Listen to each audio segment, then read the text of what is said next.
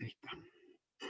Ya, estamos grabando, entonces vamos a empezar la clase en que vamos a ver las nubes y la última parte del tiempo que tiene, del clima y del tiempo que tiene que ver con el curso.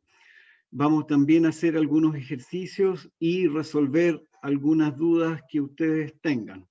Así que si tienen dudas, prepárenlas para un ratito más. Les voy a compartir pantalla para poder ver la clase.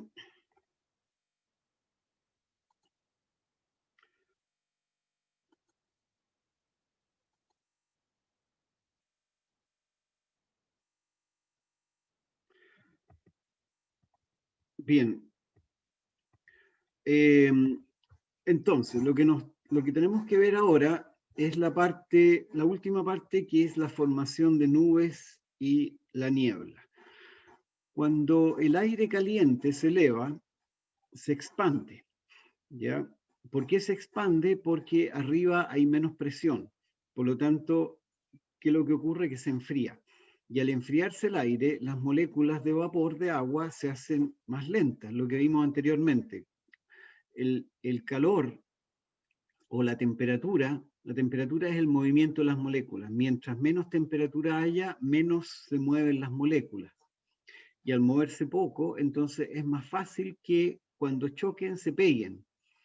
Entonces, cuando las partículas se mueven de a poco, se empiezan a pegar entre sí y van formando las gotas de agua. Esto también ocurre cuando hay presente otras partículas, por ejemplo, partículas de polvo o algunos iones o algún otro tipo de contaminante. Estos contaminantes actúan como núcleos de condensación. Entonces, las gotas, el vapor de agua el vapor de agua, las moléculas de vapor de agua se van pegando a estos núcleos de concentración y van formando gotas cada vez más grandes. Eventualmente, cuando estas gotas son suficientemente grandes, caen a la Tierra por gravedad. Entonces, por eso es que se puede estimular la formación de la nube, sembrando el aire con partículas o iones adecuados. ¿Ya? Entonces, cuando esto ocurre, es que tenemos la lluvia. Quiero hacerles notar que la lluvia también puede ocurrir cuando la humedad relativa no ha llegado todavía a 100%. Les expliqué hace un tiempo que cuando la humedad relativa llega a 100%, comienza la lluvia, ¿cierto? Pero la lluvia también puede comenzar antes, porque las moléculas de agua se pueden pegar a estos núcleos de condensación. Y estos núcleos de condensación son los que generan el agua, la lluvia, ¿ya? Siempre que hay un cambio de fase, hay diferencias de energía, ¿ya? Nosotros sabemos que cuando a un líquido, por ejemplo, le entregamos calor, ese líquido empieza a calentarse, ¿cierto? Pero hay un punto en el cual le podemos seguir entregando calor y el líquido no se calienta, sino que se empieza a evaporar. Eso es el cambio de fase. Entonces, por ejemplo, en una tetera, lo típico, si uno calienta el agua en una tetera o en una olla, el agua eventualmente va a empezar a hervir. Cuando empieza a hervir, el agua ya no sube su temperatura. Si ponen un termómetro, van a ver que la temperatura va a llegar a 100 grados o, dependiendo de la altura, 90 grados donde estén, y se va a mantener en esa temperatura. Pero lo que ocurre es que si le seguimos entregando calor, seguimos calentando la tetera, entonces ese líquido se va a convertir en gas. Por eso, a propósito, es porque las comidas no se queman cuando hay agua. Porque cuando hay agua, el agua impide que la temperatura suba a más de 100 grados. ¿Ya? Cuando se seca cuando se les seca la comida ¿cómo se llama? En la cocina, ahí sí se empieza a quemar porque ya no hay líquido que mantenga la temperatura a 100 grados, ¿ya? Y la temperatura puede seguir subiendo y ahí se empieza a quemar todo. Cuando el líquido se gasifica, cuando cambia de fase de líquido a gas, absorbe energía. Al revés pasa lo contrario. Cuando el gas se convierte en líquido, entrega energía. Y cuando el líquido se convierte en sólido, entrega energía también. Entonces, el proceso de absorción o liberación de energía ocurre siempre que hay un cambio de fase. Por eso, por ejemplo, si ustedes tienen la piel mojada y se ponen al viento, les da frío. ¿Por qué les da frío? Porque el líquido que está en la superficie de la piel se empieza a evaporar. Para evaporarse, ese líquido necesita calor, necesita energía. ¿Y de dónde toma esa energía? La toma de la piel. Por lo tanto, la piel se enfría. Y por eso sienten frío cuando están mojados y hace viento. ¿Ya?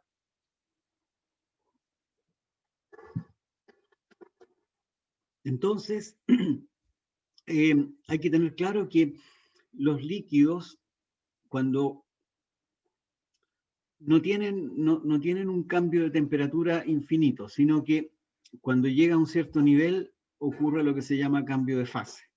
Y ese cambio de fase es sólido, líquido o gaseoso. ¿Ya? Entonces, las nubes tienen que ver un poco con cambios de fase que ocurren en la atmósfera. Cambios de fase de la humedad, del agua. Entonces, una nube, ¿qué es lo que es? Es un conjunto de gotas de agua diminutas o cristales de hielo que están en suspensión en la atmósfera. Ahora, ustedes pensarán, si yo tengo una gota de agua, esa gota se cae al suelo. Es cierto, una gota de agua grande se cae al suelo, pero una gota muy chica no se cae al suelo. Esas gotas son muy, muy pequeñas, pueden tener del orden de micrones, 5, 10 micrones, 100 micrones. Cuando son tan pequeñas, las corrientes de aire las mantienen en suspensión. Por eso es que esas gotas de agua se pueden mantener en suspensión en la atmósfera. ¿Ya? Ahora, las gotas pequeñas pueden permanecer en estado líquido a temperaturas muy inferiores al punto de congelación. Cuando uno sube, ustedes saben que cuando se sube, la temperatura baja, ¿cierto? Bueno, no me acuerdo el número exacto, pero a 2.000, 3.000 metros de altura puede haber tranquilamente menos 5 grados bajo cero, 10 grados bajo cero. ¿Ya? En esas condiciones, aún así existen gotas de agua que no se han congelado todavía. ¿Por qué no se congelan? Es un proceso más o menos complicado. Son gotas de agua que se llaman supersaturadas. Es un proceso complicado, pero ocurre. Porque acuérdense que para que una gota se congele, esa gota tiene que entregar energía, ¿cierto? Porque para que cambie de fase, el agua tiene que entregar o absorber energía. Para que una gota se congele, esa gota tiene que entregar energía. Ahora, si la atmósfera está más caliente que la gota, entonces la gota no puede entregarle energía y por lo tanto se mantiene líquida. ¿Ya? Entonces, desde los 0 hasta 12 grados bajo cero, las nubes están formadas por gotas de agua. Entre los menos 12 y los menos 30, las nubes están formadas por una combinación de gotas de agua y cristales de hielo. Y solo cuando hay menos 30 o hacia abajo, ahí predominan los cristales de hielo. A 30 grados bajo cero recién comienzan a haber cristales de hielo en forma predominante. Entonces, como les dije hace un rato, la condensación del vapor de agua se produce sobre partículas microscópicas que existen en la atmósfera, polvo, sales, lo que sea. Estas partículas son higroscópicas. Higroscópicas significa que pueden absorber agua. Y esas partículas entonces absorben agua y generan estas gotas más grandes que eventualmente caen a la Tierra. ¿Por qué ocurre esta condensación? Hay varios factores que pueden producir la condensación de agua. Uno de ellos es el ascenso de una masa de aire por calentamiento de la superficie terrestre. Por ejemplo, viene viento y ese viento se acerca a una montaña. El viento tiene que subir, ¿cierto? Al subir, ese viento se expande y al expandirse se enfría. Y al enfriarse, aumenta su humedad relativa. Y al aumentar la humedad relativa, si llega a un cierto nivel más o menos alto, puede ocurrir la lluvia. ¿Ya? Cuando se mezclan masas de aire con diferente temperatura, ahí también puede ocurrir condensación. O por contacto con una superficie más fría. Por ejemplo, una masa de aire viene de la Tierra y se va hacia el mar está más frío y por lo tanto esa masa de aire se entra en contacto con algo más frío y se empieza a enfriar. Y ahí puede ocurrir la lluvia de nuevo. Entonces, hay muchos tipos de nubes y esas nubes se forman todas en la troposfera, ¿ya? O sea, la mayoría, en realidad algunas sobrepasan la troposfera, pero la mayoría se forman a menos de 10.000 metros de altura.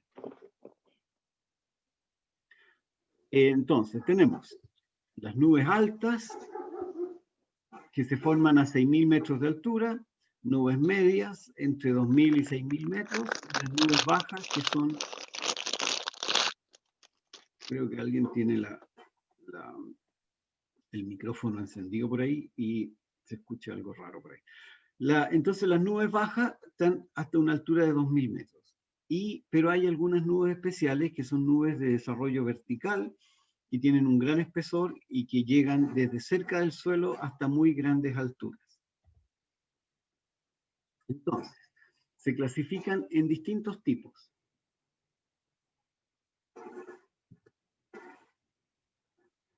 Cúmulos, estratos, cirros y nimbos. Les voy a mostrar una figura donde van a ver eso, donde vamos a ver eso. Los cúmulos, entonces, son nubes densas de contornos bien delimitados que se desarrollan verticalmente. Son en general bien blancas y medias redondeadas, es una especie de algodón que está flotando en el aire. ¿Ya? Esos cúmulos ordinarios suelen unirse o soldarse con otros y dan lugar a los estratocúmulos. Estas son nubes bajas que están situadas con las bases a 2.000 metros de altura como máximo. Existen otros cúmulos que tienen desarrollo vertical, o sea, y esos reciben el nombre de cumulonimbos. Estas nubes son bien importantes porque son las nubes típicas de las tormentas o las nubes que generan lluvia. En el seno de estas nubes, de estos cumulonimbos, se producen corrientes ascendentes y descendentes de aire y el espesor puede alcanzar hasta los 10.000 metros de altura. En las zonas tropicales es posible que la altura llegue a más de los 10.000 metros. Acuérdense que la troposfera está definida por el punto donde la temperatura cambia su tendencia. A medida que uno sube, la temperatura baja, ¿cierto? Pero hay un momento en el cual la temperatura después empieza a subir de nuevo. Ese punto, ahí es donde termina la troposfera y empieza la estratosfera. En general, ese está a 10.000 metros de altura, pero en algunos lugares está más alto y en otros un poco más bajo. En las zonas tropicales, ese punto está en general un poco más alto. Ya, entonces, los cúmulos La parte superior de estos cumulonimbos se caracteriza porque tienen unas protuberancias y están formadas por cristales de hielo. La parte superior de las nubes son cristales de hielo porque estamos a muy baja temperatura. Pero hay corrientes ascendentes que provocan congelaciones bruscas de las gotas de agua y estas pueden generar el granizo. Entonces, como son muy altas estas nubes, y ya hay una masa de aire que sube, por ejemplo, de 2.000 hasta 8.000 metros, la humedad se congela rápidamente y forma el granizo. Después vienen otro tipo de nubes que son los altocúmulos, que están dentro de un grupo denominado de nubes medias, con una base aproximadamente a 3.000 metros de altura. Después tenemos los estratos, que son nubes bajas y medias dispuestas horizontalmente, superpuestas unas con otras formando una capa uniforme. Estos estratos pueden estar a 3.000 metros de altura, formando en este caso una capa de nubes medias, formando llamadas altoestratos. ¿Ya? Los estratos son los que generan eventualmente un empeoramiento del tiempo progresivo. ¿Por qué? Porque los estratos empiezan a reflejar la radiación solar y el ambiente debajo de los estratos empieza a enfriarse. Y al empezar a enfriarse se empiezan a formar otras capas de nubes y, por ejemplo, se empiezan a formar los nimboestratos, que son nubes bajas que producen precipitaciones. Simultáneamente suelen desgarrarse la masa nubosa apareciendo los estratos asociados con nimboestratos. Después hay otro tipo de nubes, los nimbos, que son nubes grises espesas, muy bajas, y que son las que producen lluvias también. Nimbos son el tipo de nubes que producen lluvia acá en Chile. Si se fijan, ocurren en las tardes, en la noche, y son nubes bastante oscuras. Después están los cirros. Cirros son nubes muy altas. ¿Qué pasó ahí? Son nubes muy altas, cuya base está alrededor de los 6.000 metros de altura. Están formadas por cristales de hielo, ¿ya? Y permanecen muy arriba. Son más o menos transparentes. ¿Ya? La neblina también es otro tipo de nubosidad, pero simplemente son nubes, son gotitas de agua, o sea, no son, sí, gotitas de agua muy finas que están a la altura de la superficie. Acá, en esta imagen, pueden ver los distintos tipos de nubes, ¿ya? Como les dije hace un rato, los cumulonimbos son las nubes que pueden generar tormentas o lluvias más o menos fuertes. Los cúmulos son estos más redonditos, tipo algodón, que están flotando por ahí arriba y que no hacen nada. Y los nimboestratos son estas nubes más oscuras, un poco más superficiales, que pueden generar lluvias. Los cirros son estas nubes que están muy altas, que son más o menos casi transparentes, que están formadas por cristales de hielo. ¿Ya? Bueno, ahí tenemos las nubes. Entonces, las precipitaciones. Sigamos viendo un poco este tema, porque las precipitaciones son importantes, a pesar de que en Chile no ocurren mucho, pero son importantes. Entonces, cuando se enfría la masa de aire, se produce la condensación porque la humedad relativa aumenta, ¿ya? Y ahí aparecen estas gotas de agua que de a poco van creciendo y cuando alcanzan un tamaño suficiente, caen dando lugar a la precipitación.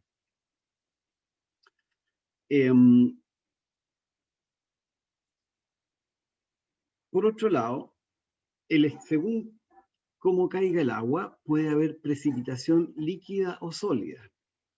La líquida es la lluvia, la llovizna y el chubasco, pero la llovizna sólida son los granizos o la nieve. ¿Ya? La llovizna o la garuga o garúa, está formada por gotas muy pequeñas. Fíjense que son menores que 0,5 milímetros. ¿Sí? 0,5 milímetros en términos de atmósfera son gotas muy grandes, por eso es que caen a la Tierra, pero caen lentamente, y esta llovizna procede de nubes densas y bajas. La lluvia típica en general tiene gotas de agua que son mayores que 0,5 milímetros, ¿ya? Y caen de manera uniforme durante un cierto tiempo, ¿ya? Las precipitaciones sólidas son la nieve y el granizo, y esto ocurre porque hay una cristalización lenta que da lugar a la aparición de la nieve. La nieve, a propósito, se diferencia del granizo en que la nieve se forma porque el vapor de agua se sublima y genera directamente el estado sólido. O sea, pasamos de un estado gaseoso a un estado sólido directamente.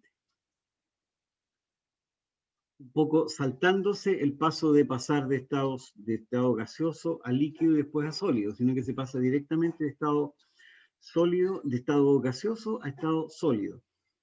Y eso ocurre porque las temperaturas bajan muy rápidamente y las gotas o el agua es muy poca, así que pierde energía muy rápido. Acuérdense que para que el gas se convierta en líquido o en sólido, tiene que perder energía.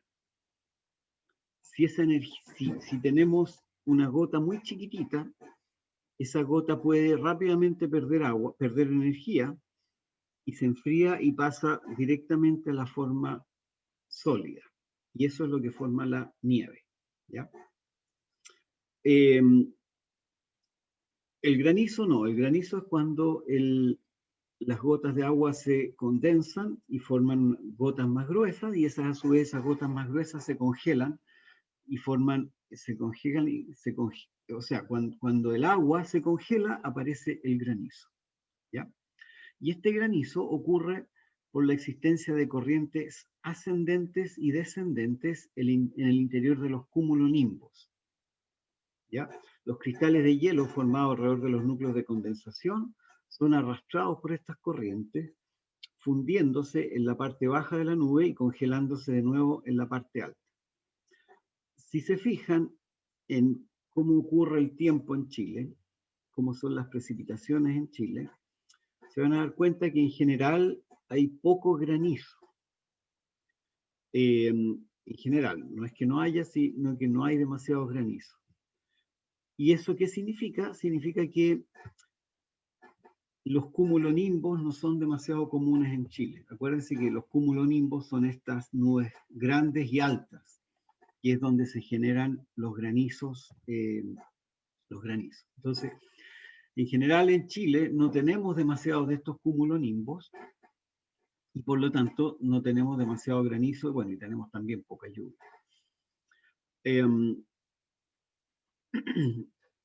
Entonces, estamos aquí, estamos acá. Ya, el granizo, hay distintos tipos, por supuesto. Si es inferior a 5 milímetros, no produce demasiado problema, pero hay algunos granizos que pueden ser muy grandes, hasta 5 milímetros. 5 milímetros son 5 centímetros. 50 milímetros son 5 centímetros de diámetro, eso es grande. Y esos pueden producir muchos tipos de daño. Bien, entonces las precipitaciones, las tormentas. ¿Qué ocurre con las tormentas?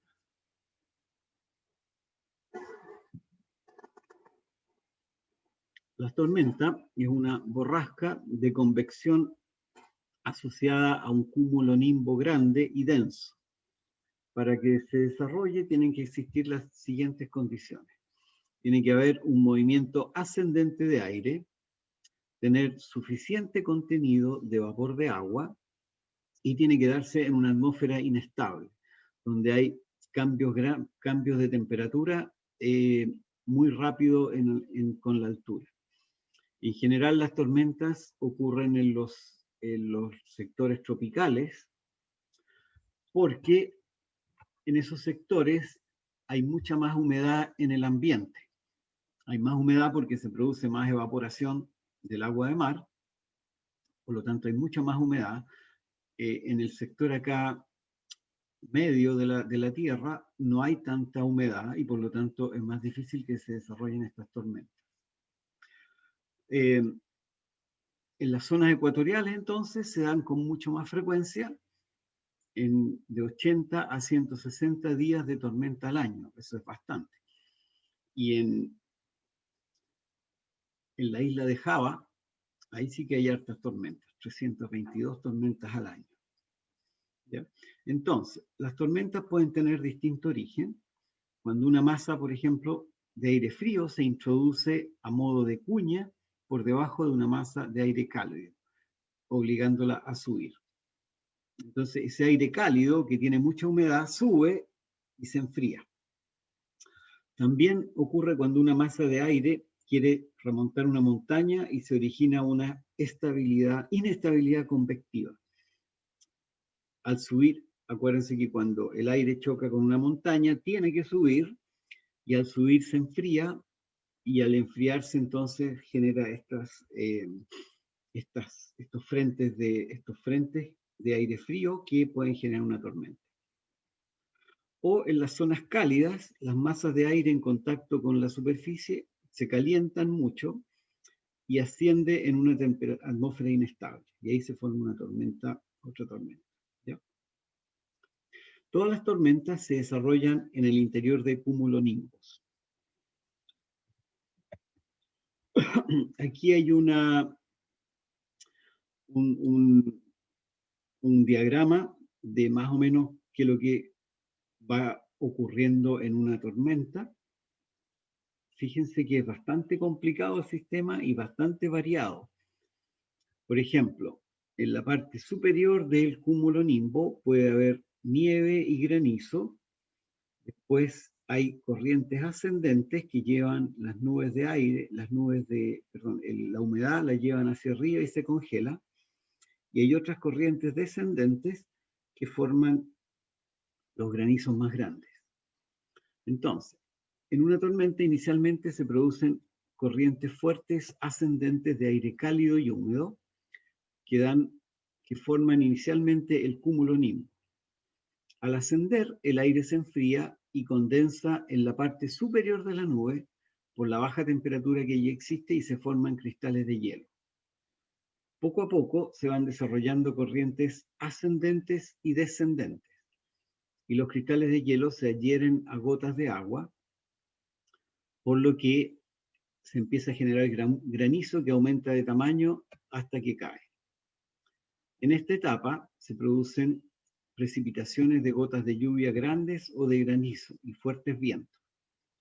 La corriente ascendente de aire en el interior del cumulonimbo puede ser muy intensa, puede llegar hasta los 110 kilómetros por hora. Con el paso del tiempo, el viento disminuye, así como la intensidad de la precipitación. En la parte alta de la nube se unen los cirros y aparecen los cirroestratos o altoestratos, apareciendo la forma de yunque que indica la proximidad del fin de la tormenta. A lo largo del desarrollo de la tormenta se forma un campo eléctrico en el interior de la nube. En las zonas altas se acumulan las cargas positivas y en las zonas centrales y bajas cargas negativas. Estas nubes ayudan a la superficie terrestre a conservar su carga negativa, a diferencia de la ionósfera que tiene carga positiva. Cuando la diferencia de potencial es lo suficientemente elevada, se producirá un rayo si la descarga es entre nube y tierra, o un relámpago si es entre nube y nube. Me imagino que en esta parte anduvieron perdiéndose un poco porque no hemos visto electricidad. Pero no es muy difícil. ¿Qué ocurre con las nubes y por qué se forman, por qué se generan los rayos y los relámpagos? Ustedes saben que el agua, las moléculas, están todas formadas de átomos. Y los átomos son unas estructuras que tienen en el centro un núcleo que está cargado positivamente y está rodeado de electrones que están cargados negativamente. ¿Ya? Es una estructura que yo creo que tienen que haber visto el átomo por ahí. Los vientos generan roce entre estas distintas moléculas. Ese roce, por ejemplo, un viento que va hacia un lado y el viento que va hacia el otro lado, genera que las moléculas rocen entre sí. Ese roce, en algunos casos, hace que estos electrones se salgan. Algunos de estos electrones se salen de las moléculas y se van hacia un lado, y mientras tanto, la molécula a la que le falta un electrón se va hacia otra parte. Y si eso ocurre con frecuencia, se nos va a generar una carga negativa, o sea, muchos electrones en un sector, y en otra parte nos van a quedar las cargas positivas, porque el viento se lleva los electrones hacia un lado y los iones hacia el otro lado. Entonces vamos a tener cargas positivas, que son electrones, cargas negativas, que son electrones, y cargas positivas en otro sector. Esa diferencia, cuando uno tiene cargas positivas y negativas, se forma lo que se llama una diferencia de potencial o una diferencia de voltaje. Y como las cargas positivas y las negativas se atraen, eventualmente se forma un rayo que es un poco que los electrones se tratan de ir hacia donde están las cargas positivas. Cuando las cargas negativas se van rápidamente hacia las positivas, entonces se forma el rayo o un relámpago. Y eso es lo que ocurre en este caso en las tormentas. ¿Ya? Finalmente, un detallito más es la lluvia ácida. La lluvia ácida se genera por la contaminación. ¿Qué es lo que ocurre? Ustedes saben que hay varios contaminantes que tenemos en el aire. Los contaminantes más comunes son el dióxido de carbono, CO2, los óxidos de azufre, el SO2. El óxido de azufre, ¿de dónde proviene? Proviene en general de las refinerías o proviene de los combustibles del diésel. El diésel, hay algunos tipos de diésel que tienen azufre, y ese azufre se libera en la atmósfera en forma de dióxido de azufre. Y también tenemos otro contaminante que es el dióxido de nitrógeno, el NOx o el NO2. El dióxido de nitrógeno proviene de los vehículos. La mayor parte de los vehículos bencineros, bueno, y los de diésel también, emiten dióxido de nitrógeno a la atmósfera. Ese dióxido de nitrógeno y el dióxido de azufre sufre reacciones químicas en la atmósfera. Y el dióxido de azufre, después de varias reacciones químicas, se transforma en ácido sulfúrico. El ácido sulfúrico, entonces tenemos ácido sulfúrico en la atmósfera. Agradable, ¿cierto? O el ácido nítrico, el NO2, forma ácido nítrico en la atmósfera, que queda flotando en la atmósfera, y por lo tanto uno normalmente en Santiago nosotros respiramos un poquitito de ácido nítrico. Si ese ácido nítrico eventualmente se pega a las gotas de agua, y al pegarse a las gotas de agua cae al suelo. ¿Ya? Y eso es lo que se llama la lluvia ácida. Entonces, la lluvia, al caer al suelo, contiene estos ácidos, el ácido sulfúrico, el ácido nítrico y también otro tipo de ácido que es el ácido carbónico. Y esto ocurre mucho en general en los países del hemisferio norte. ¿Por qué? Porque allá hay mucho más emisiones de los vehículos, que hay más vehículos que en el hemisferio sur. En el hemisferio sur, a pesar de que en Santiago tenemos hartos autos, en el hemisferio norte tienen muchos más. Entonces, la lluvia ácida genera problemas más o menos complicados. ¿Para qué cosa? Genera acidificación de los suelos, degradación del agua potable y aumenta el agua potable, se va juntando en los lagos y por lo tanto los lagos de a poco se van acidificando. Y esa acidificación de los lagos es peligrosa o es dañina para los pescados o peces y por supuesto también para las algas que viven en los lagos. En algunos lugares también la lluvia ácida cae sobre los bosques y el ácido queda sobre las hojas. Y eso hace que el árbol no pueda crecer tanto como si no hubiera lluvia ácida. ¿Ya? Por ejemplo, en Suecia, en 1995, se calculaba que 18.000 de los 85.000 lagos que tienen estaban acidificados y 2.500 están totalmente muertos. En Noruega, en el mismo año, en los 5.000 lagos que tienen en el sur del país, unos 1.750 casi no tienen flora y fauna. ¿Por qué Suecia y Noruega? Estos países están hacia el norte, están en el norte, también al norte de Europa. Y los vientos y el clima llevan en general la contaminación que se genera en todo en el centro y sur de Europa y se la llevan hacia el norte y por lo tanto les toca a los suecos y los noruegos. ¿Ya? Entonces, ¿qué es lo que ocurre?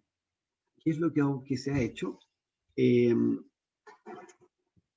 que nada, se empezaron a implementar normas y leyes para el contenido de azufre en los combustibles.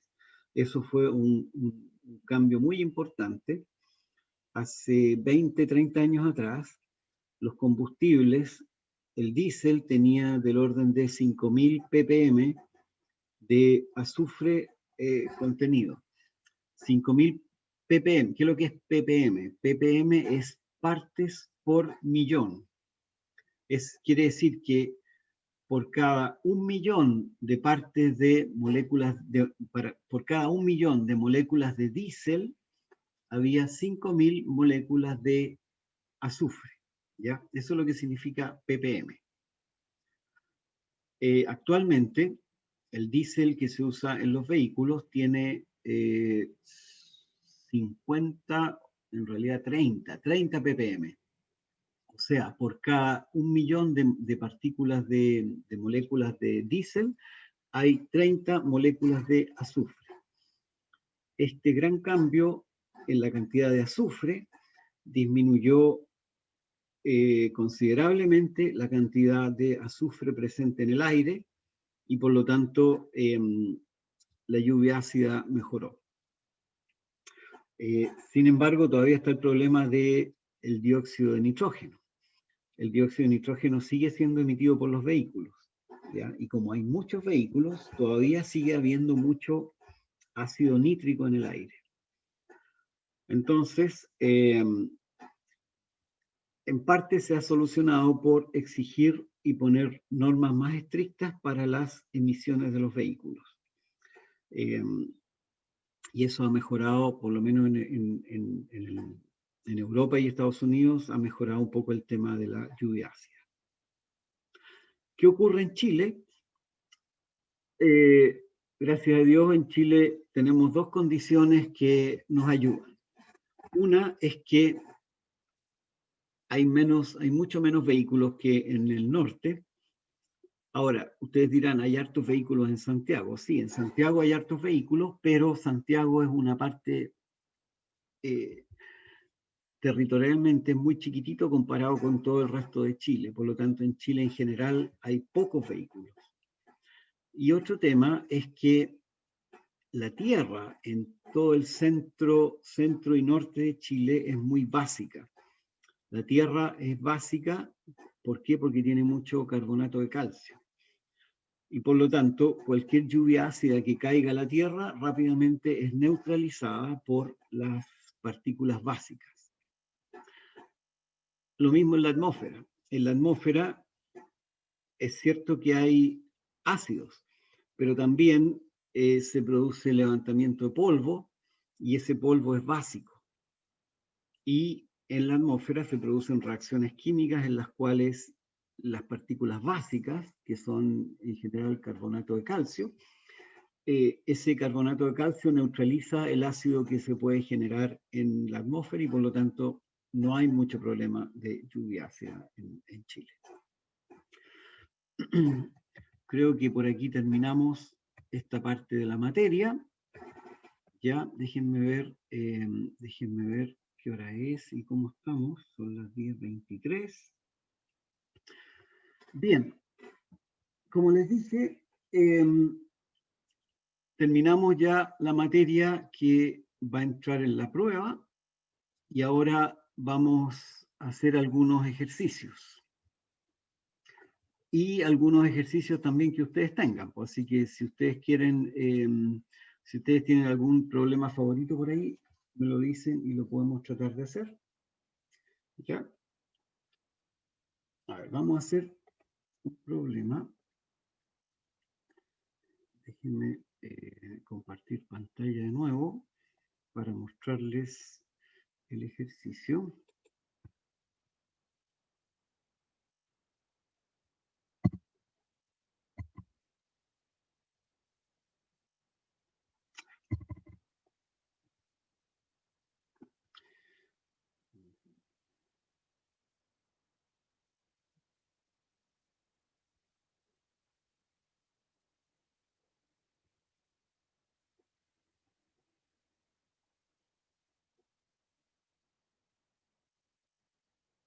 Aquí está. Estos son los ejercicios que les pasó, que vimos la otra vez, que se los enviamos.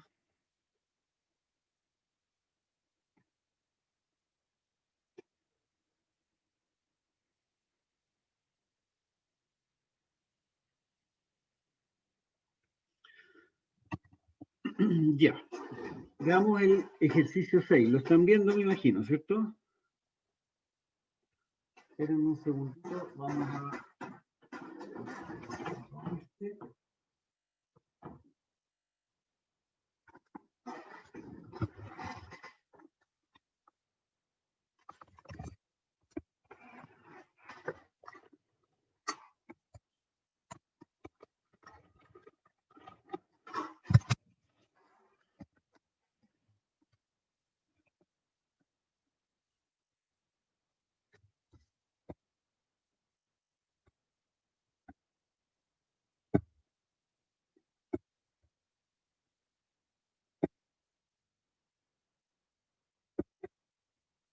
Ya, a ver, veamos.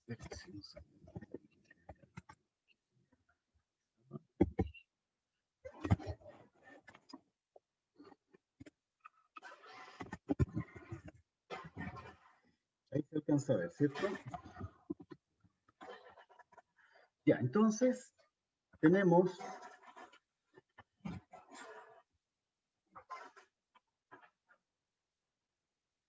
un recipiente.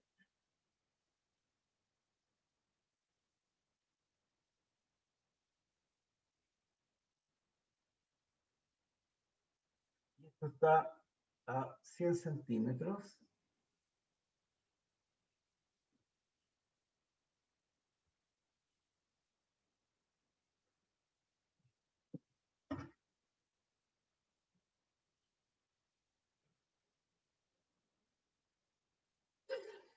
Aceite.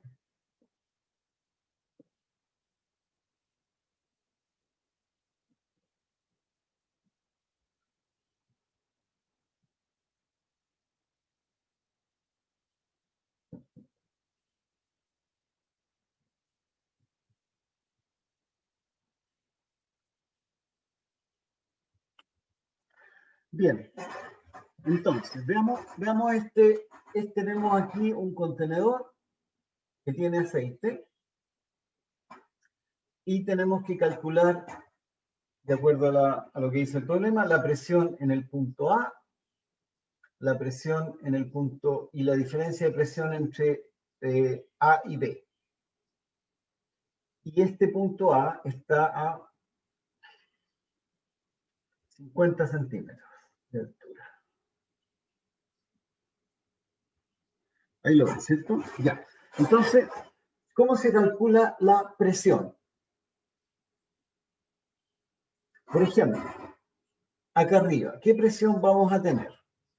En ese punto acá arriba, presión igual presión atmosférica.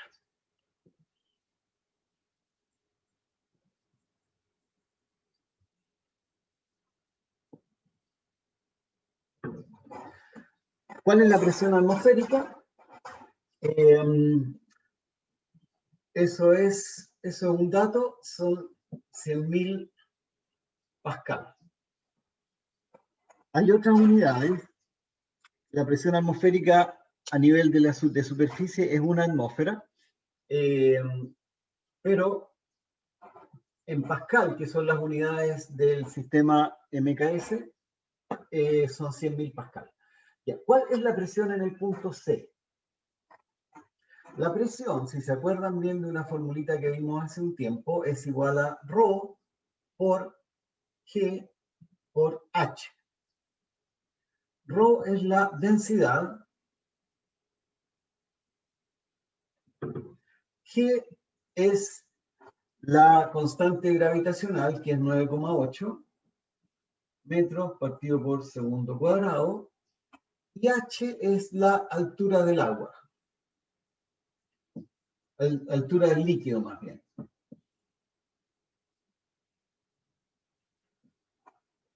¿Ya? Entonces es más o menos simple. Tenemos simplemente que calcular la presión en este punto, sería ρ, que es la densidad. ¿Cuál es la densidad? ¿Cuál sería la densidad en este caso? Ρ del aceite. Se dice que la densidad relativa es 0,95. ¿Qué significa que la densidad relativa? ¿Relativa a qué? Cuando se habla de densidad relativa, se habla de densidad con respecto al agua. ¿Cuál es la densidad del agua? Es 1000 kilogramos partido por metro cúbico, ¿cierto? Rho del aceite. Pero si nos dicen que la densidad del aceite es 0,95, entonces tenemos que multiplicar por 0,95. Por lo tanto, la densidad del aceite es 950 kilogramos por metro cúbico. Entonces, la presión es ρ por G por H. G es 9,8 y la altura son, ¿cuál es la altura aquí? Si tenemos 100 centímetros en metros, ¿cuánto es 100 centímetros? 1 metro, ¿cierto? Entonces, va a ser la presión en el punto C, va a ser igual a la presión atmosférica más ρ por G por H. Ρ es 950 kilogramos por metro cúbico por G, G que es 9,8, 9,8 por H. ¿Cuál es la altura? 1 metro. Por lo tanto, esto sería 100.000 más 950 por 9,8, ¿cuánto es eso?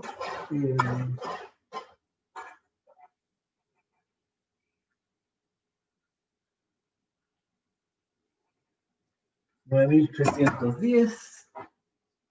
9.310.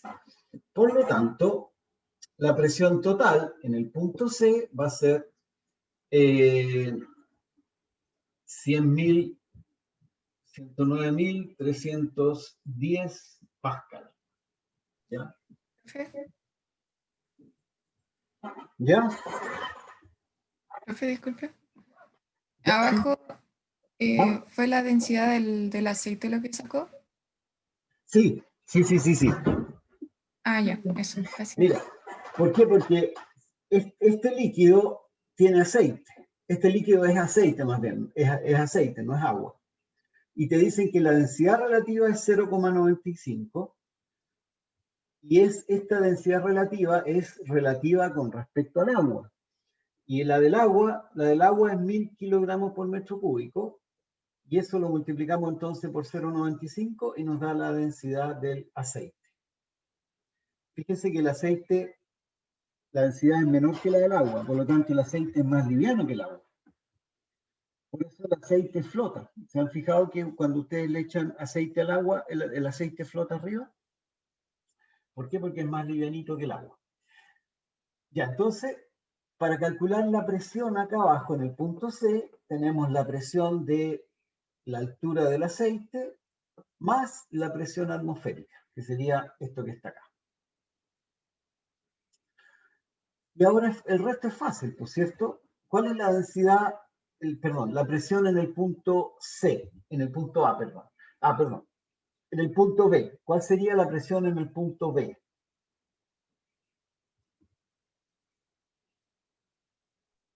La misma que en el punto C. Excelente, muy bien. La misma que en el punto C, porque cuando estamos a la misma altura, la presión es siempre la misma. Entonces, B está a la misma altura que C, y C a su vez está a 1 metro debajo de la superficie, ¿cierto? Entonces, la presión es la misma. Entonces, la presión entre B y C es la misma. ¿Y cuál sería la presión en A? Es fácil, ¿no es cierto? Uno tiene que cambiar la altura. Entonces, vamos a ponerlo por acá.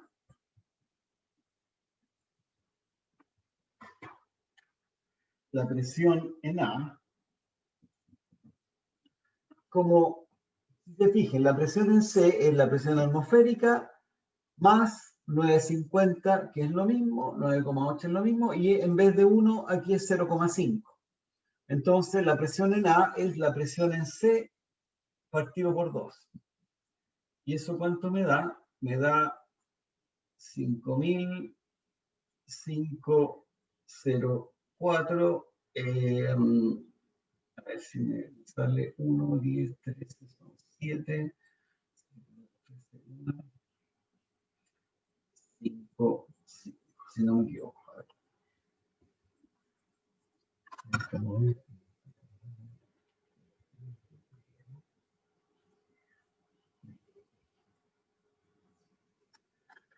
Ya, ahí tenemos entonces las distintas presiones en estas cosas.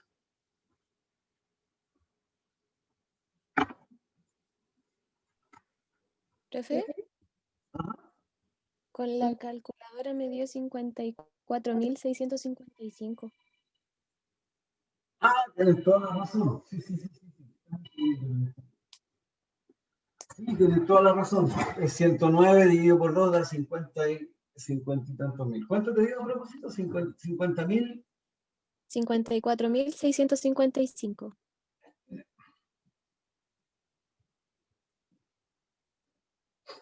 Sí, tienes toda la razón, disculpe.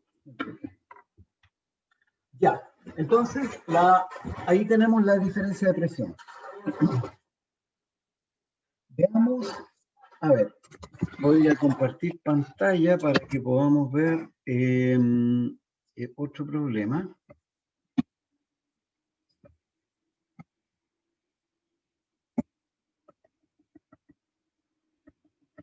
Este era el otro problema que estaba sugerido que hiciéramos en clase. Vamos a verlo acá. Aquí está.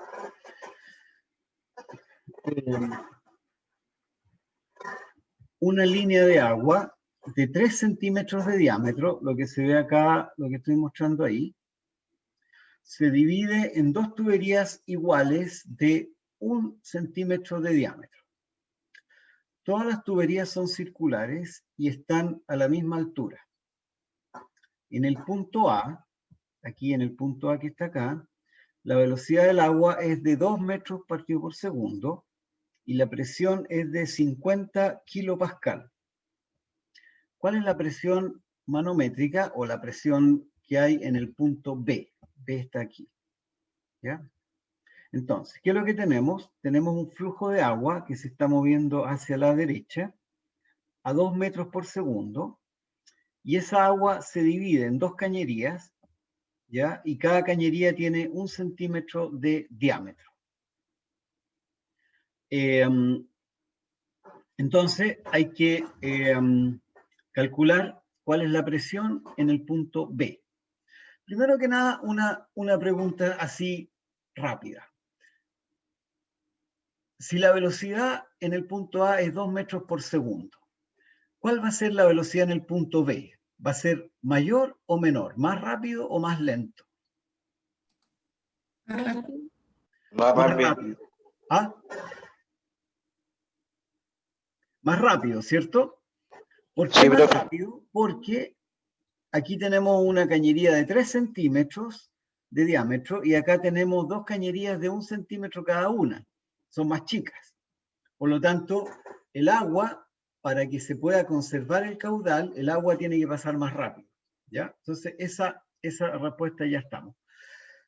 Ahora, a ver, estas son las 10:38 y el ejercicio este va a demorar un rato, así que vamos a parar un ratito ahora y volvemos en unos 10 minutos más, 15 minutos más.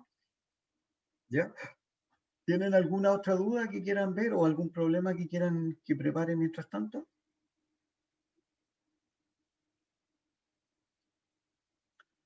¿Ya? Entonces, nos vemos un ratito más entonces, ¿ya? Vamos a poner en pausa la grabación. ¿Dónde está esto? A ver. Grabando.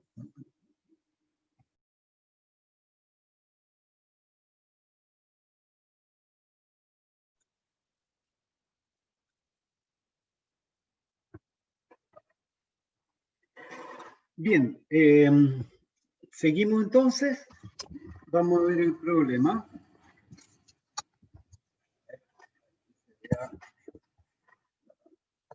Ajá.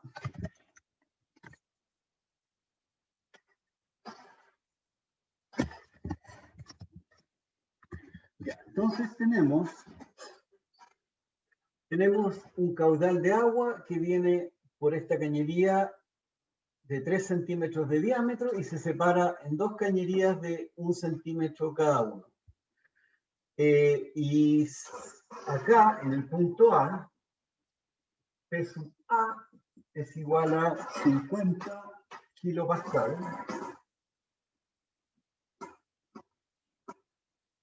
Y se pide P sub B. ¿Cuál es la presión en el punto B? Entonces, primero que nada, tenemos que saber que el caudal se mantiene constante. O sea, la cantidad de agua que pasa por aquí es la misma cantidad de agua que pasa por allá. Entonces, caudal es constante. ¿Y cuál es el caudal?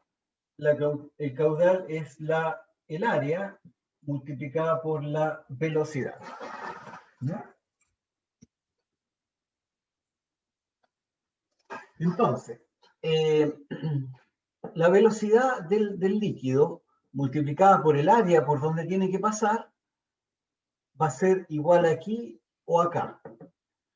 Ahora, por supuesto, el caudal que hay en el punto B no es el mismo que lo que hay en el punto A, pero lo que hay en estas 2 cañerías sí va a ser igual a lo que hay inicialmente. Entonces, ¿cuál sería el caudal en A? Vamos a ponerle el caudal, se mide con la letra I. Entonces, I sub A, ¿cuál va a ser? El área. ¿Cuál va a ser el área? El área es 3 centímetros, 3 centímetros de diámetro, o sea, 1,5 de ancho, 1,5, vamos a ponerlo así, al cuadrado por pi. Por la velocidad. ¿Cuál es la velocidad? 2 metros partido por segundo. Ahora, fíjense que en realidad aquí tenemos un problema. ¿Cuál problema tenemos? La velocidad es en metros partido por segundo y 1,5, ¿qué es lo que es? Centímetros, ¿cierto? Entonces yo debería poner, en vez de centímetros, debería poner metros. Entonces vamos a ponerlo en metros para que no se nos enrede la cosa.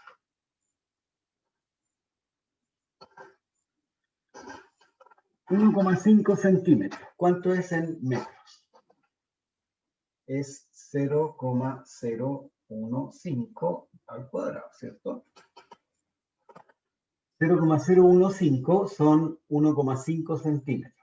0,015 metros son 1,5 centímetros.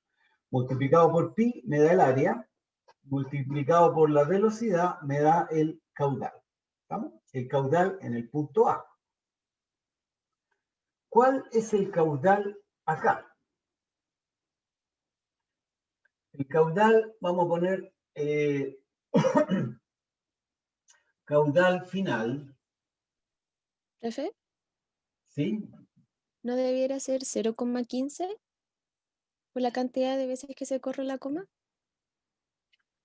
No, 0,15 serían 10,5 centímetros. Mira, 0,15 metros es 15 centímetros. Porque un metro son 100 centímetros. Entonces la coma tengo que correrla 2 veces. Y ahí, si tengo 0,015, tengo 1,5 centímetros. ¿Ya? Ya, ¿cuál sería el caudal final? El caudal final sería el caudal que pasa por esta de arriba más esta de abajo, ¿cierto? Entonces sería igual a...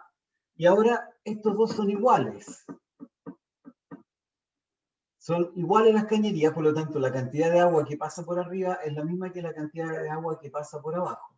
Entonces el caudal final sería igual a 2 veces por I sub B. El caudal de la cañería de abajo es igual al de la de arriba y el caudal total es la suma de los dos. Entonces lo mismo que 2 veces el caudal de la cañería B. ¿Ya? ¿Y eso cuánto sería? Sería 2 por... ¿Cuál es el caudal? El caudal es el área por la velocidad, ¿cierto? ¿Cuál es el área? El área es 1 centímetro dividido por 2 son 0,5. Por lo tanto sería 0,005 al cuadrado por pi, y eso por la velocidad en b. ¿Están siguiéndome? Ahora sí son tres decimales porque aquí tenemos 0,5 centímetros. 0,5 centímetros es lo mismo que 5 milímetros. Por lo tanto, y ahí tenemos 5 milímetros.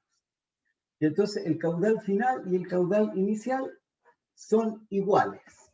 Entonces, I sub A es igual a 2 por I sub B.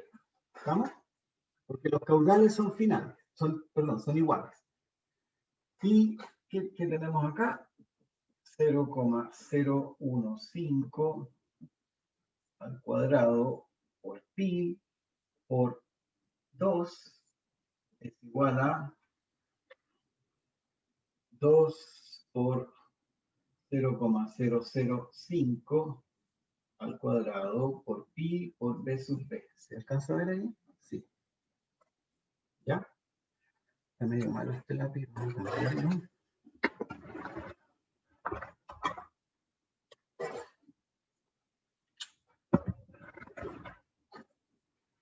Ya, aquí se nos van los pi, se nos va el 2. ¿Qué me queda? B sub B es igual a 0,015 al cuadrado partido por 0,005 al cuadrado.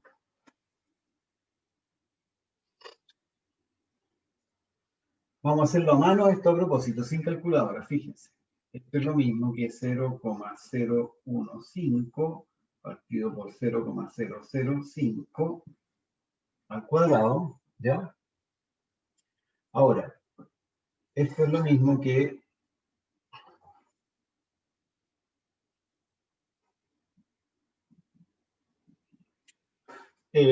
multiplico por 1000 y me queda 15 partido por 5 al cuadrado. 5 por 1 es 5 por 3, 15, y 3 al cuadrado son 9. ¿Ya? Entonces B sub B es 9 metros partido por segundo. Fíjense ya. Entonces, fíjense que tenemos aquí una velocidad de 2 metros por segundo y aquí tenemos 9 metros por segundo. ¿Ah? La cañería no se achicó tanto, pero la velocidad sí que aumenta bastante. Ya, entonces tenemos cuál es la velocidad en el punto B. Pero, ¿qué nos están preguntando? Nos están preguntando la presión. ¿Cómo lo hacemos? ¿Se acuerda alguien cómo lo podríamos hacer para calcular la presión en el punto B?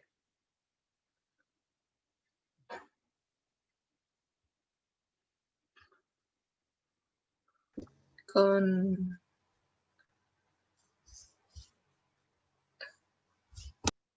Hay una fórmula, hay una formulita que vimos en una de las clases anteriores, que ¿se acuerdan cuál era? La fórmula de densidad.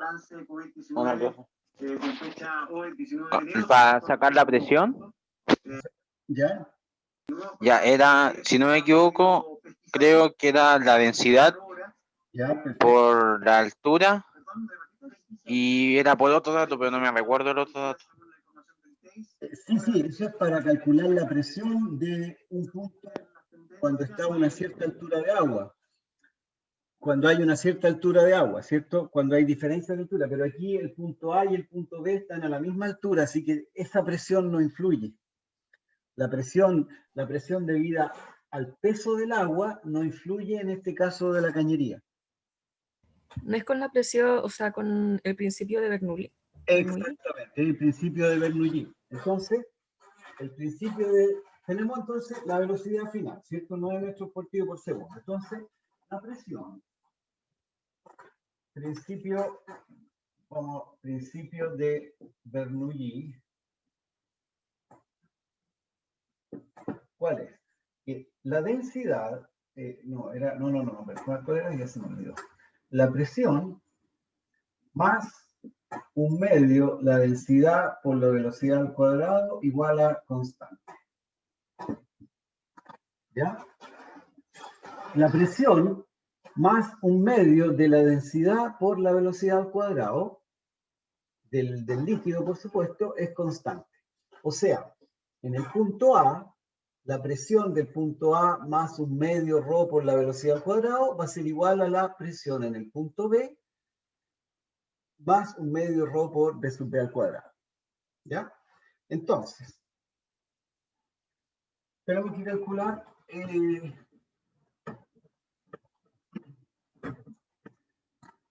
y por eso calculamos la velocidad. ¿Cuál es la velocidad en el punto B? Porque la velocidad la vamos a usar aquí en esta parte. Entonces, ¿qué tenemos? En A vamos a tener presión, en A, ¿qué vamos a tener? La presión 50 kilopascal, 50, vamos a anotarlo así, kilopascal, más un medio de ρ. ¿Qué es lo que es esto que tenemos acá? Es agua, ¿cierto? ¿Cuál es la densidad del agua? 1000 kilogramos partido por metro cúbico. por la velocidad al cuadrado. Y la velocidad es un dato que nos habían dado, ¿cierto? Que sería 2. 2 metros por segundo al cuadrado. Entonces, eso es lo que tenemos en A. ¿Ya? A ver, calculémoslo. Esto sería 50.000 más un medio de 1000. A ver, 2 por 2 son 4. 4 por 1000 son 4000. 4000 dividido por 2 serían 2000. 50.000 más 2000 nos da 52.000, ¿cierto? 52.000 Pascal. Ya, ¿qué es lo que tenemos en B? En B, a este otro acá, ¿qué vamos a tener? Vamos a tener la misma fórmula, la fórmula de Bernoulli, pero con los valores que corresponden al punto B. Entonces, en B vamos a tener P sub B, porque no conocemos cuál es la presión en el punto B, más un medio, ρ, que es lo mismo, ¿cierto? Ρ es la densidad, que serían 1000, por la velocidad en el punto B. La velocidad en el punto B era 9, ¿cierto? 9 al cuadrado.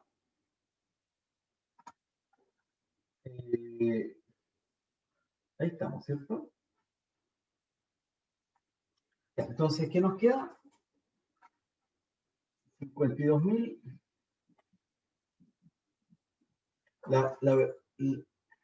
La fórmula de Bernoulli es constante, por lo tanto, lo que tenemos en A va a ser igual a lo que tenemos en B. Entonces, en A tenemos 52.000 Pascal,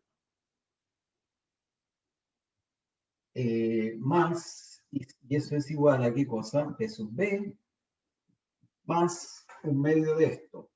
9 por 9 son 81. Aquí tenemos 81.000. 81.000 dividido por 2 son 40.500. ¿Está bien?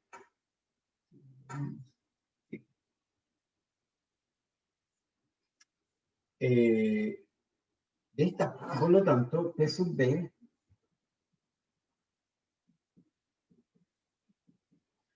va a ser 52.000 menos 42.500, y eso serían 500, 1 a 2 son 1, 4 a 5 son 1, 11.500 Pascal.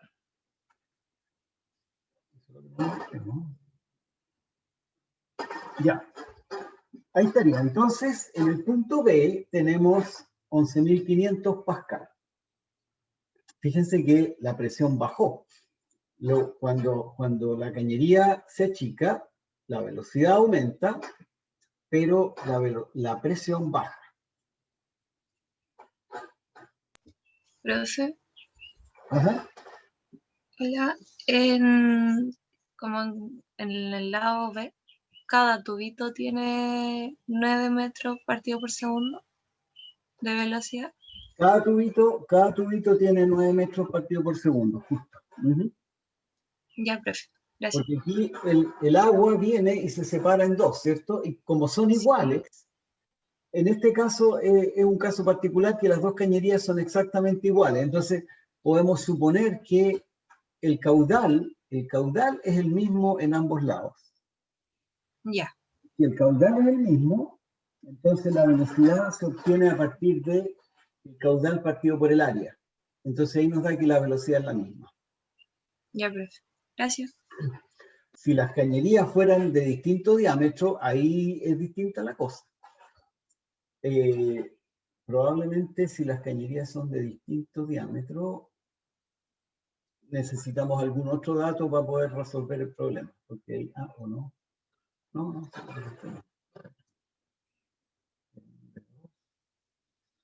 No sé, bueno. Este es el problema, ¿ya?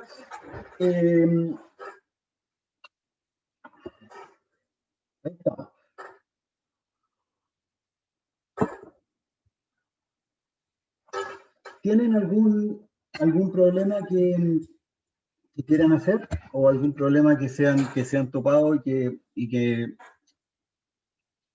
no lo lograron,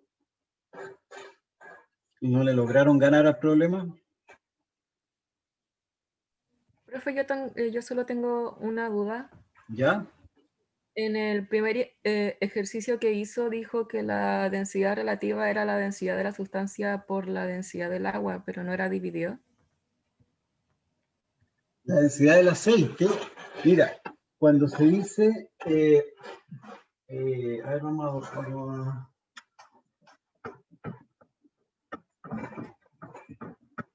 acá.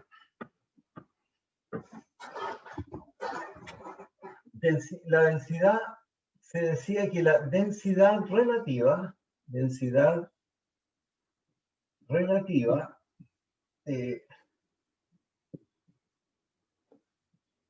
aceite es igual a 0,95, ¿ya? Se dice que la densidad relativa del aceite de 0,95 significa que la densidad absoluta es igual a la densidad relativa por la densidad del agua. ¿Ya? Entonces, la densidad relativa es 0,95 por la densidad del agua, que sería 1000 kilogramos partido por metro cúbico. Y eso sería 950.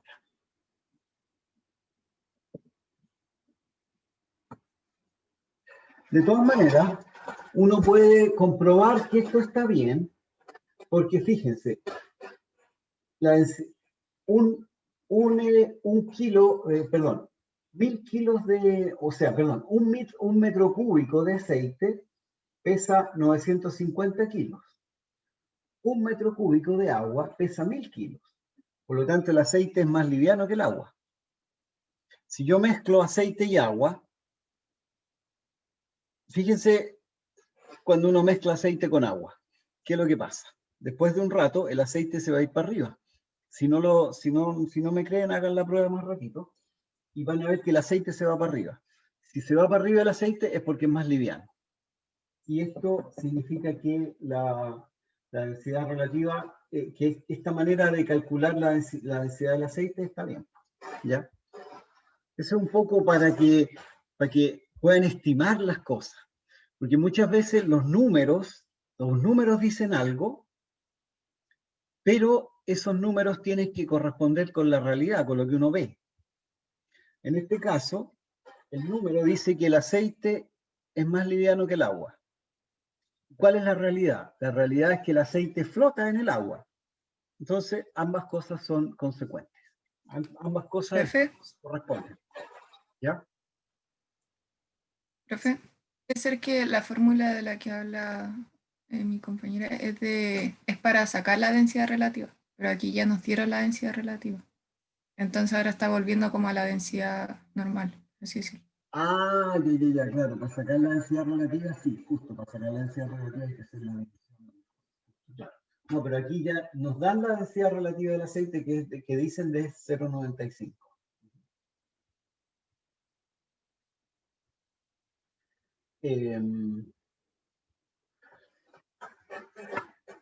Ya. Como les digo, si tienen algún problema, pónganlo acá. Y si no, yo les puedo hacer algunos otros problemas. Tenía visto otro que es de humedad relativa. A ver, vamos a compartir pantalla de nuevo.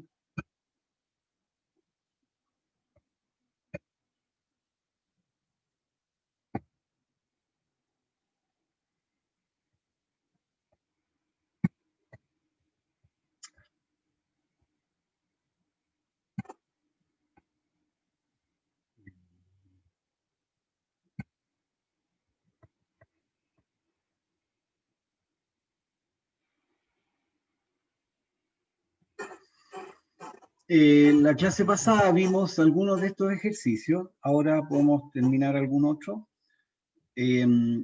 la temperatura de rocío, el ejercicio 5 que se está viendo ahí. Estime la temperatura de rocío de 1 kilogramo de aire que contiene 12 gramos de vapor de agua.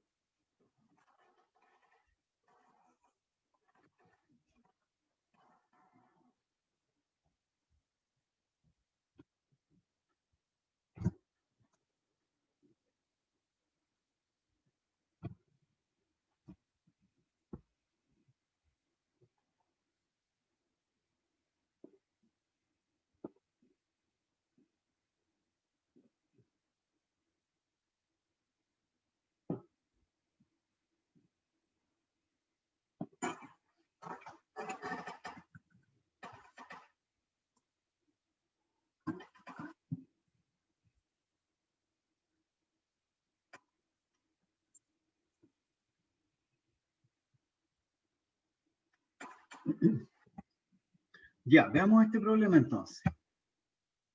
Profe, Ajá, de los ejercicios que estaba mostrando recién, ya. estaba leyendo y quería revisar el tercero, que hablaba de la humedad relativa. O sea, después de que haga este, En una habitación, como para dejarlo en la lista de los que queríamos revisar, ya, perfecto. Ese es bien por largo. favor. Miren, voy a ver el 5 que les dije recién y después vemos el 3, que en realidad lo que pasa es que el 3 es bien largo, porque hay que hacer una aproximación lineal, que es lo que es medio complicado de repente. Ya, mira, Ya, muchas gracias. el problema era la temperatura de rocío de 1 kilogramo de aire que contiene 12 gramos de vapor de agua. Primero que nada, quiero que es la temperatura de rocío. La temperatura rocío es una manera distinta de decir cuando la humedad llega al 100%. Acuérdense que cuando la humedad llega al 100% tenemos la lluvia. La lluvia significa que el agua se condensa, que el vapor de agua se condensa, ¿cierto? El rocío es la condensación de vapor de agua, por ejemplo, en una pared, en una ventana, donde sea. Entonces, la temperatura de rocío es la temperatura de 100% temperatura para 100% de humedad relativa. ¿Ya? ¿Cómo obtenemos ahora la humedad relativa? ¿Cómo obtenemos la temperatura? Sabemos que la temperatura rocío es 100% la humedad relativa. La fórmula de la humedad relativa era humedad relativa es igual a la masa de agua partido por aire partido por la humedad específica. Y eso multiplicado por 100. Si se acuerdan bien, esta era la formulita que nos permitía calcular la humedad relativa a partir de la humedad específica. Entonces, si la humedad relativa es 100%, ¿qué vamos a tener? Tenemos aquí 100, es igual a masa de agua partido por aire, partido por humedad específica, por 100, se nos va ese 100, y por lo tanto la humedad específica tiene que ser igual a la masa de agua partido por la masa del aire. ¿Cuánto nos dicen que es la masa del agua partido por la masa del aire? Es esto, ¿cierto? 12 gramos de vapor de agua por cada kilogramo de aire. ¿Estamos? Entonces, la humedad específica es de 12 gramos partido por kilogramo. Si yo tengo que la humedad específica es de 12 gramos partido por kilogramos, a 100% de humedad relativa, entonces, ¿cuál es la temperatura? Ahí lo que hacemos es buscar las tablas de humedad relativa o de humedad específica, ¿cierto? Y esa la vimos en una clase. ¿Se acuerdan? Estamos acá.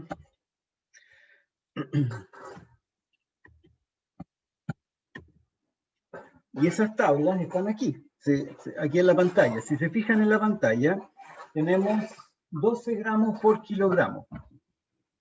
12 gramos por kilogramo corresponde a más o menos entre 10 y 15, ¿cierto? Ahí tenemos los 12 gramos por kilogramo.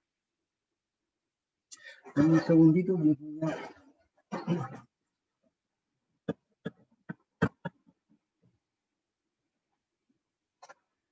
Entonces,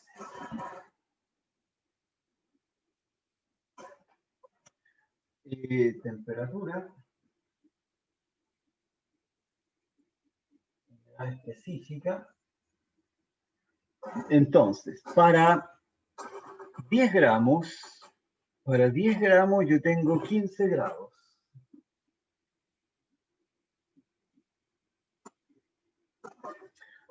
Y para 15 para 15 gramos tengo 20 grados. Para 15,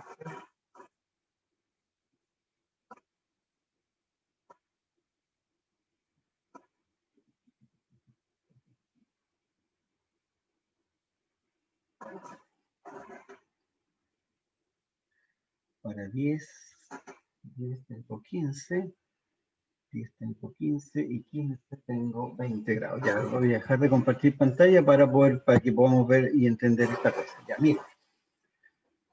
Esta curva, esto que está acá, viene de la tabla. La tabla de humedad específica y temperatura nos dice que para 15 grados de temperatura yo tengo 10, humedad específica son gramos partido por kilogramo. Para 15 grados yo tengo 10 gramos partido por kilogramo. Esto es la humedad específica. ¿Ya? ¿Estamos? Ahora, ¿qué es lo que me dijeron? ¿Qué es lo que me piden en el problema? En el problema me piden calcular para... ¿cuánto era? La temperatura para 12 gramos de vapor de agua, para 12 gramos. Aquí, por lo tanto, 10, 11, 12, 13, 14, 15 acá. Para 12 gramos de vapor de agua, ¿cuánto voy a tener yo de temperatura? Esta temperatura de aquí. ¿Ya? Eso es lo que tenemos que calcular ahora. Ahora, ¿cómo lo calculamos? Con la regla de 3. Esto lo vimos en la clase pasada, pero como es medio complicado, así que lo vamos a hacer de nuevo. Y esto mismo hay que hacerlo para el siguiente ejercicio que vamos a hacer también.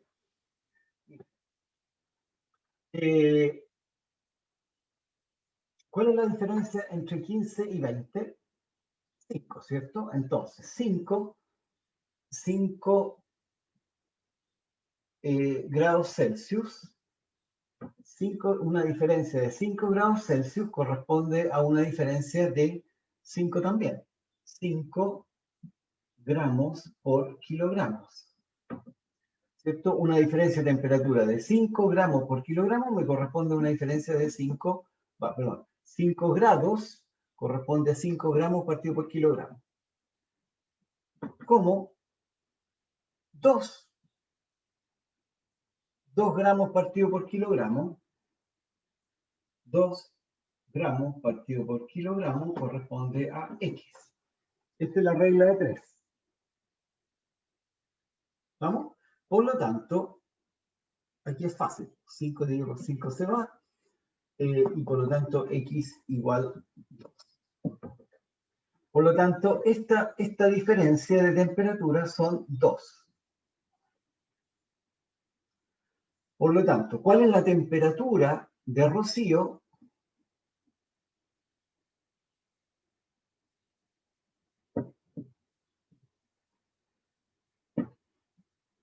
Sería T R es igual a 15 más 2 igual 17 grados Celsius. ¿Ya? Entonces, para esos 12 gramos partido por kilogramo, tenemos que a los 17 grados se van a empezar a condensar. Entonces, 12 gramos por kilogramo es un montón de agua. ¿Por qué? Porque a los 17 grados ya está condensándose. Eso ocurre en el trópico, no ocurre mucho por acá en estos lugares.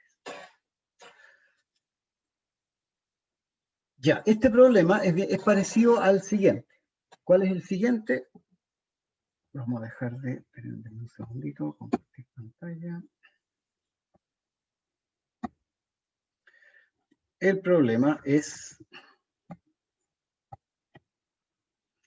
en una habitación que se encuentra a 18 grados Celsius, el aire tiene una humedad relativa de 20%. ¿A cuánto tendríamos que cambiar la temperatura para que la humedad relativa suba a 30%? Suponga que el contenido de vapor de agua no cambia. Ya, ¿cómo se resuelve este problema? Primero que nada, si la temperatura cambia en la habitación, va a cambiar la humedad relativa, ¿cierto? Pero la cantidad total de agua no cambia. Por lo tanto, siempre voy a tener la misma agua. ¿Cuánta agua tengo? Hay que calcularlo. Entonces, primero, calculamos cuánta agua tenemos en la pieza que está a 18 grados Celsius. La pieza está a 18 grados Celsius y tiene una humedad relativa de 20%. Vamos a calcular la cantidad de agua o la humedad específica, que es lo mismo, y después esa misma cantidad de agua se va a mantener cuando la humedad relativa suba a 30%. ¿Ya? Entonces, veámoslo un poquitito. Vamos a dejar compartir pantalla para mostrarle esto. Ya, entonces, tenemos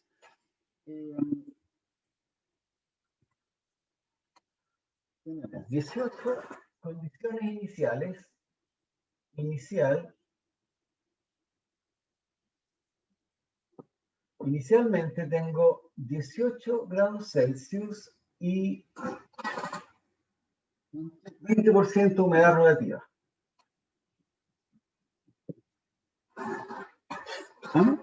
Ahora, ¿cuál es la fórmula? Humedad relativa es igual a gramos partido por kilogramos de agua, aire, partido por la humedad específica, y eso por 100. Entonces, inicialmente yo tengo 18 grados Celsius y 20% humedad relativa. Por lo tanto, mi humedad, ¿cuánto voy a tener acá? Humedad relativa es 18, perdón. 20%. 20 es igual a, vamos a ponerle así, humedad.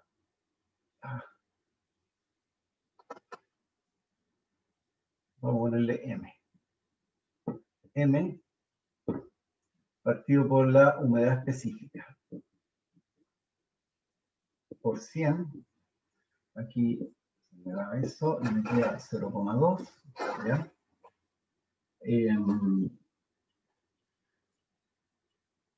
Ya. ¿Cuál es la humedad específica a 18 grados?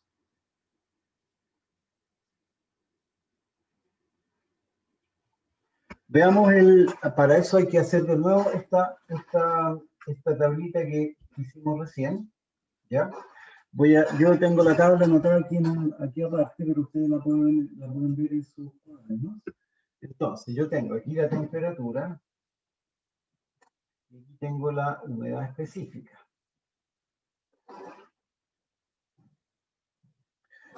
Y para 18 grados Celsius, entonces, para 15 para 20 grados, yo tengo aquí 15 de humedad específica. Y para 20, tengo 25. Para 25 grados de temperatura, tengo 20 de humedad específica.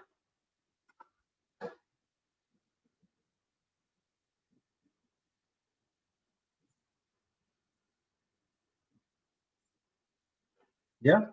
Entonces, para una temperatura de 25 grados, yo tengo 20 gramos por kilogramo.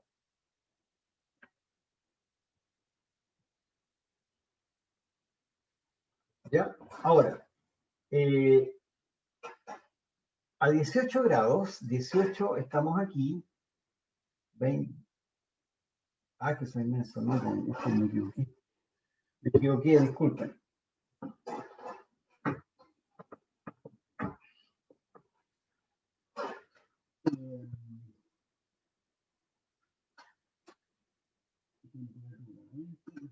Aquí, para 20, 15, temperatura. Yo tengo 15. Y para 15 tengo 10 acá.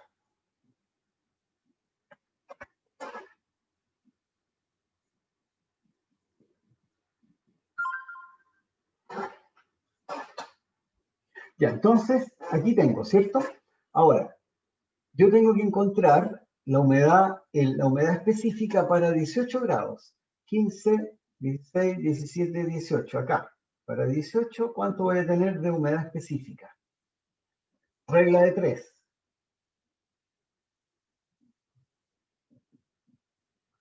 Entonces, para 5 grados, 5 Celsius, voy a tener 5 de humedad específica. Para 3 grados, que hay entre 15 y 18, son 3 grados, ¿cierto? Tengo 3 grados, voy a tener X de humedad específica. X va a ser entonces 3. 3 gramos partido por kilogramo, ¿ya? Más estos 10, voy a tener humedad específica es igual a 10 más 3. Igual 13 gramos por kilogramo. Ya. Entonces, usando la regla de 3 que les digo, obtenemos la humedad específica. La humedad específica para 18 grados y para 18 grados en esa pieza. ¿Ya? A 20%, ya.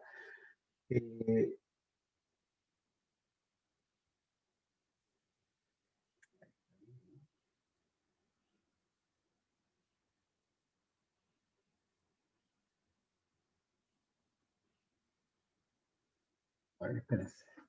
Espérense.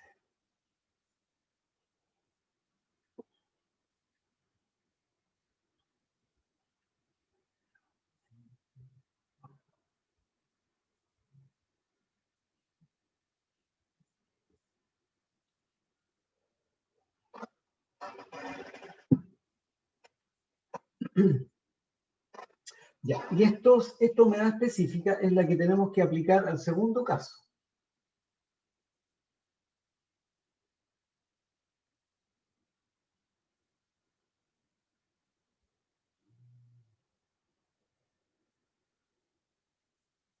No, ¿saben qué? Aquí hay un problema.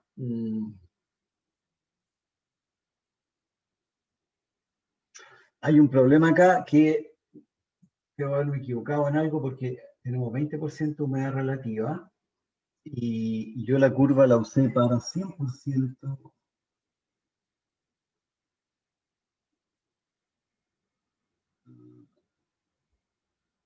Profe, pero ahí no se puede sacar M con la humedad que tenemos abajo. No, pues aquí ya la tengo, M 13 gramos por kilogramo. Y este M de acá, este M son 13 gramos por kilogramo, son 13 gramos por kilogramo, entonces 20, no, hay algo, no, lo que pasa es que hay un problema distinto aquí. Miren, vamos a usar la tecnología. Voy a resolver bien el problema y se los voy a subir en un video un rato más, ¿ya? Porque ya nos quedan 11:38, nos quedan 2 minutos nomás, pues ahí no alcanzo a terminarlo. Así que les voy a subir el video de la clase de hoy día y otro video cortito en que se resuelva este problema específicamente, ¿ya? Pero no alcanzo ahora porque aquí hay un problema, porque miren, esta humedad específica que yo calculé recién la humedad específica es para una humedad relativa de 100%. Y tenemos 20% de humedad relativa, ¿ya? Entonces es distinto, el cálculo es un poco distinto, ¿ya? Pero se los voy a poner en un ratito más. Entonces, la prueba va a ser mañana y como la vez anterior, parece que empieza mañana a las 8 de la mañana y termina el jueves a las 8 de la mañana. Ustedes van a tener 3 horas para resolverlo, igual que la vez anterior. Y van a ser problemas parecidos a lo que hemos visto en clase o parecidos a lo que ha hecho el alumno, el ayudante. Profe, ¿desde qué materia hasta qué materia entra? Va a ser la materia de viento, fluidos y viento y temperatura y humedad. O sea, las 2 últimas secciones del curso. Ya, gracias, profe. Lo otro es que, acuérdense que volviendo en marzo hay que hacer una presentación. Nosotros les vamos a mandar luego los temas posibles para la presentación y ustedes ahí eligen un tema y lo preparan. Hay varias... La manera un poco de preparar la presentación se las vamos a anotar y más o menos cuál va a ser también la evaluación de la presentación. Por supuesto, en la evaluación todos tienen que participar, todos tienen que... no, la presentación es por grupo y los grupos son de 4 o 5 personas. Así que tienen que juntarse con 4 o 5 amigos, conocidos o no tan conocidos y armar la presentación. Pero esto es en marzo, así que todavía tenemos tiempo. ¿Qué otra cosa más? Profe, ¿cuánto porcentaje equivale la PEP que viene y la presentación? No me acuerdo. La presentación, no me acuerdo en realidad, pero debe ser como un 30%, una cosa así. Y las pruebas, probablemente las 2 pruebas valen un 60%, 70%. Pero el número exacto no me acuerdo. Hay que mirarlo. Ahí está, 40, 40, 20. Alguien lo sabía.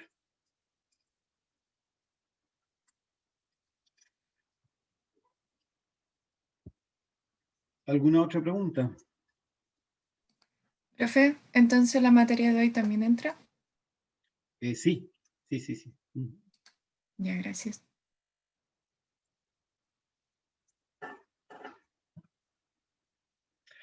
Bien, pues entonces nos vemos en las presentaciones en marzo, ¿ya? Porque las presentaciones ustedes tienen que hacer la presentación, yo lo voy a estar mirando y les voy a hacer algunas preguntas probablemente. Así que tienen que entender un poco el tema para que puedan responder qué es lo que les pregunto, ¿por cierto? Eso entonces, pues, ha sido un gusto por ahora, pásenlo bien en las vacaciones y que les vaya bien mañana en la prueba. Y eso. Gracias, profe. Nos vemos. Gracias, Ya. profe. Chao. Chao, profe. Chao, profe, gracias. Chao.